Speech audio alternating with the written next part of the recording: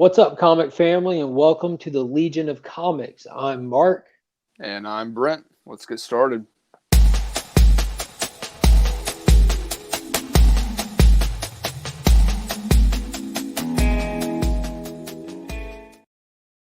All right, it's Monday night, October 19th, and we're coming at you with another new Comic Book Day video. And we're going to be going through our pool list for this week and talking about our top pick for the week. Oh, yeah, very excited about a lot of stuff. It's going to be another good week this week. It is. It definitely is. And if you haven't already, or if you're new to the channel, be sure to smash that like button, do a superhero landing on the subscribe button, and ring that notification bell. We've got a lot of good videos coming up, and you don't want to miss out. And yeah, just let's jump right in, Brent. Yeah, so also make sure you hit us up in the comments, too. Let us know what you're picking up. First up on my list, honorable mention is going to be Daredevil. Chip Zdarsky's been doing an awesome run on this, and I think this issue is going to be featuring Spider-Man. Yeah, there it is right there. Daredevil is kind of preparing his case to not go to jail, so we'll see how well they do in this issue. And on my honorable mention list, I've got Iron Man #2, and this is the new series that just kick-started, and it started out strong, so I'm excited to see where it goes from here. For sure. Next up for me is Gideon Falls. We're in the last few issues of this series. Very excited about it. That's a sick cover. Got the Laughing Man on there, and I said I think they go into 28, so we'll see what they have planned for the last few issues. Next on my honorable mention is we have Marvel X issue #6, and this is the final issue of this miniseries, which is a prequel to the very famous Earth X series.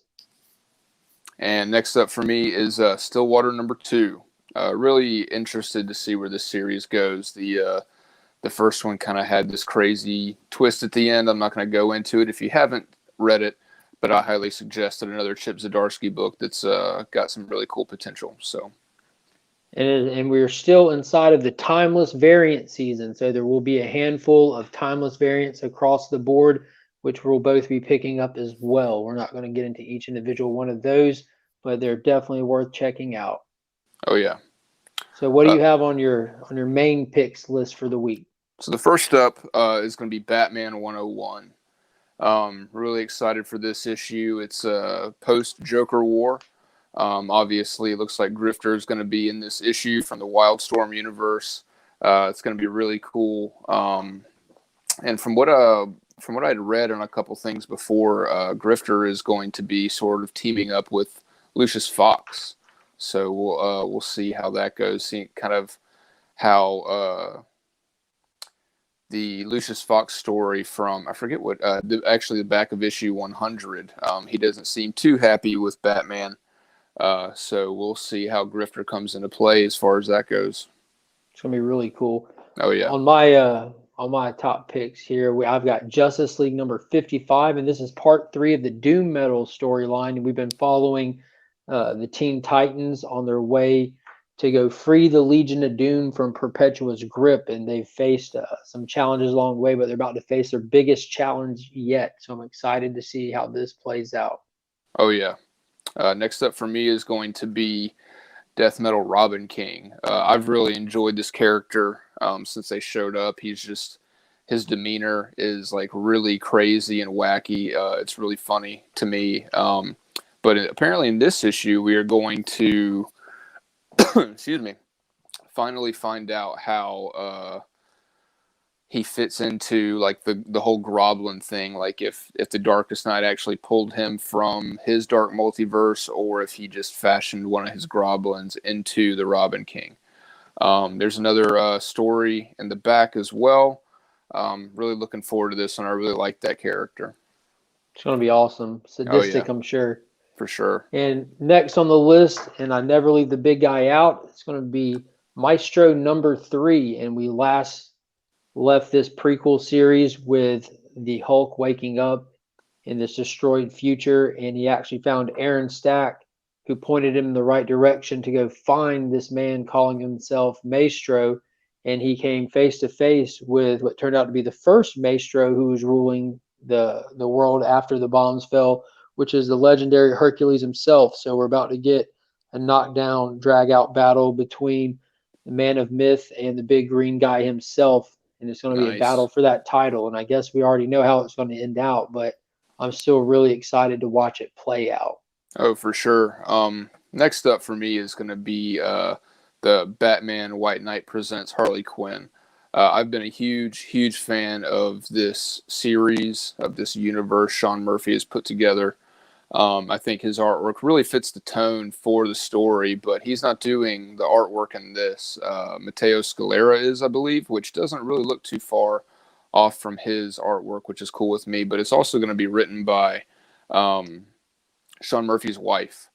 So, they've collaborated on it. It's really cool. When we last left the White Knight universe, Bruce Wayne was in jail and Jason Todd was coming home from the military. And this book picks up 2 years after that. So Bruce is still in jail. Harley has the twins. They're a little bit older.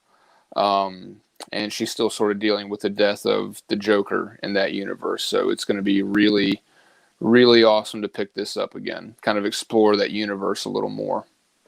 Yeah, this was one of the White Knight was one that you put me on that I didn't pick up when it first came out, and I went back and read it, and I have absolutely loved it. Sean Murphy's knowledge of just Batman's mythos is so vast, and he just throws so much stuff in there.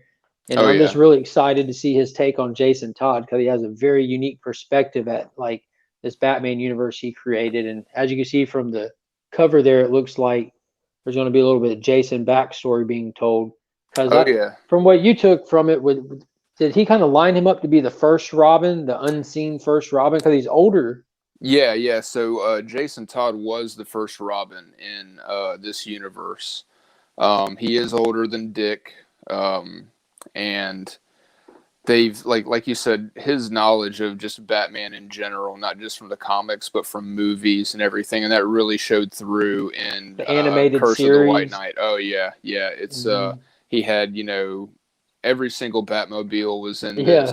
It was in the story, from the animated series to Michael Keaton, and even the from what we saw and some of this stuff, there's a Batmobile that looks like an amalgam of all of them.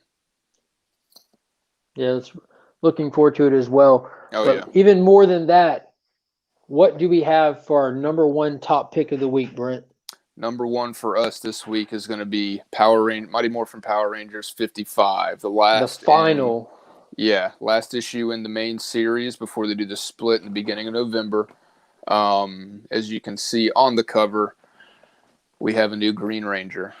I've been stoked for this one as well, and we've been talking this event up, this split up, since they first announced it. Yeah, we've been talking the possibility of this Ranger since before they even came close to announcing a Ranger. Oh yeah, because me and Brent kind of agree on the theory that Brent jumped on this series a little bit after I did. Yeah. And we grew up like the biggest Power Ranger fans. Like, we were at that perfect age that it came out for us, and we grew up with it for years, and then kind of took a hiatus off of it, in like those higher elementary school grades and middle school grades. And it wasn't long after that the nostalgia kicked in, and right. we were still drawn to the figures that we had as kids. We were still drawn to the original show.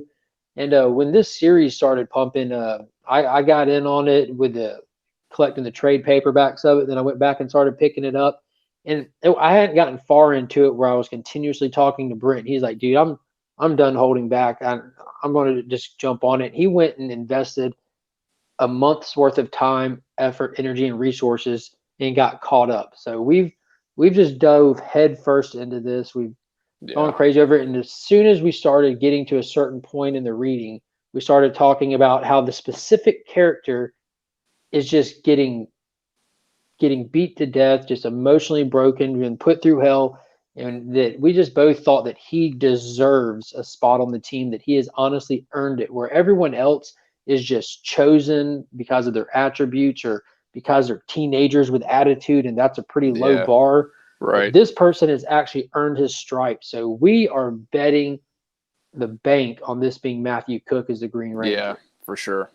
And there's been Definitely. a couple of different options they've given us. Like we have the option of Draken, we have the option of Grace returning. And when she was even talking to Billy and Promethea, they had on the screen behind them a list of trained candidates, and it listed JB Reese and two other characters from the VR Trooper series. But I'm Hmm. still hedging on Matthew Cook. Yeah, same here. Excuse me. Yeah, especially he's kind of gone for a while in the books, and then you see him start to pop up a little more here more recently and stuff like that. Talking to Kim, with Rocky knowing him from back in the day as well. Mm-hmm. So they're bringing him back to the forefront, and I think that that's the logical choice. Of course, I know initially I thought Draken because of the way the helmet is shaped. It has those like three prongs and everything like that, but that was months ago when they revealed the first look at the Green Ranger in the new suit. And Dude, you remember the first thing I said? I'm like, dude, that's the Bat in the Sun suit. yeah, yeah, And we went back and looked, and then Bat in the Sun even started coming out talking about how they love how they're inspirational toward the series and stuff like that. yeah, They got a lot of inspiration from that. for sure. But since then, like I said, they've been bringing Matthew Cook a little. They've been showing him more and more in the series as we get closer to this finale, and I think that that's going to be his time to shine. Absolutely. And this is the last issue of Mighty Morphin Power Rangers, but not the last issue of these characters. This ongoing timeline with these characters. This is not a reboot. It is not a relaunch. It is just a forking of the series. So Yeah, you'll have the Mighty Morphin Power Rangers team holding down the main story of one book, and you'll have the Omega Rangers holding down the main story of another book, just like it was up to 5 issues ago with Go-Go yeah, and Mighty Morphin Power Rangers. So it's not a reboot. It's not a soft reboot. It's not a hard reboot. They're just resplitting the series, and just instead of it being Mighty Morphin Power Rangers and Go-Go Power Rangers, it's Power Rangers and Mighty Morphin, just so that you can get more story on one single timeline. oh And yeah, I'm really, really stoked because where we left with the Omega Rangers, they had just faced the Imperial, which is hmm, like a alpha level threat that they couldn't even touch. And oh yeah, the Mighty Morphin Power Rangers, when we last saw them, they were fighting the Dark Rangers, which are a powered up version of all of Zed's little goons, as well as a Rita that is not necessarily Rita. It's like a super putty that Fencer made yeah, and powered up. But so there's a lot going on. So it definitely warrants having more than one monthly title coming out to keep up with this. for sure. And yeah, I've really enjoyed the Omega Rangers myself. I think their suits are my favorites. I thought that it was really cool that they actually gave like an actual story reason for when Jason, Zach, and Trini left the show. It's like the Omega Ranger stuff is pretty much explaining where they went instead of this peace conference. So I thought that was really cool. I like as well. I know we've talked about this how they're sort of in a divergent timeline now, so they don't necessarily have to follow events of the show anymore. Mm, They can kind of do their own thing without consequence. So that's it's really cool. enter the new Green Ranger. Yep. Yeah, dude, I'm stoked. I hate that it. Well, no, I'm not waiting till Friday to pick up a copy. Yeah, I'll work on Wednesday, so I'll go Friday to pick up my Marvel and indie stuff, and I'll just pick up my DC stuff on Tuesdays. But if there's something I just can't wait on, I'll just go on my lunch break at work, 5 minutes up the street, and just buy a double copy of something. Yeah. But yeah, I'll have to do that with this one. Yeah, for sure. And it's going to be really interesting to see how or even if New Dawn ties into this stuff as well, because they've Mm-hmm. got a very big threat coming as Yeah. well. So maybe it's all tied together. Who knows? Well, I'm looking forward to finding out, man. I'm Definitely. definitely can't wait. But that's about all that I've got. That's all that's coming out that we're picking up on our pool list. There's definitely other great stuff coming out. I think Oh another yeah, issue of Venom's coming out or whatever. But let us know what you're reading. Let us know what we're not reading that we should be reading. Drop a comment. Let us know who you think the Green Ranger is. And then remember, hit that like button, subscribe, and that notification bell. A lot of great stuff coming down the pipe here soon. definitely. And as always, Keep reading comics, keep collecting. And we are Legion.